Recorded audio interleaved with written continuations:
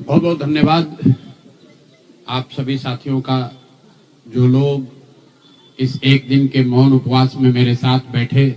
स्वतंत्र भारत के इतिहास में पहली बार ऐसा हुआ है जब समाज का जो गरीब तबका है उसका वोट खरीद लिया गया। ऐसा कभी नहीं हुआ। मैं बहुत जिम्मेवारी से कह रहा हूं, 75 साल के देश के इतिहास में ऐसा कभी नहीं हुआ कि सरकार ने गरीब तबके के करोड़ों वोट 10-10 हजार रुपए में खरीदा है, 5.5 रुपया दैनिक के हिसाब से। गांधी जी का बेतिहारा स्थित ये आश्रम हमेशा से प्रेरणा का स्रोत रहा है। तो जब हम लोगों के लिए ये कठिन समय रहा है तो हम लोग वहां पर वापस आए हैं जहां से इस सोच की, जहां से इस अभियान की शुरुआत करी थी आज से 3.5 साल पहले। यहीं से चंद लोगों ने पैदल चलना हम लोगों ने शुरू किया था।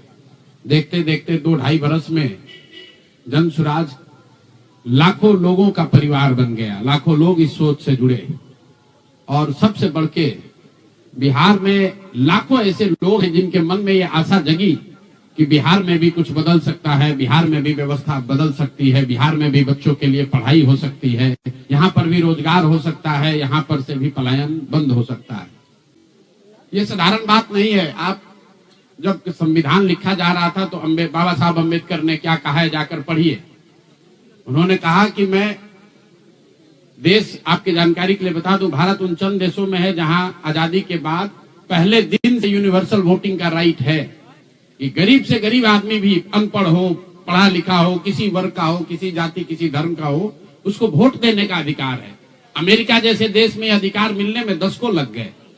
इस देश में यह अधिकार रहा है और बाबा साहब ने कहा कि मैं लोगों को हथियार नहीं, उनको वोट का अधिकार दे रहा हूं और वो वोट के अधिकार से ही पूरी व्यवस्था बनती चलती है।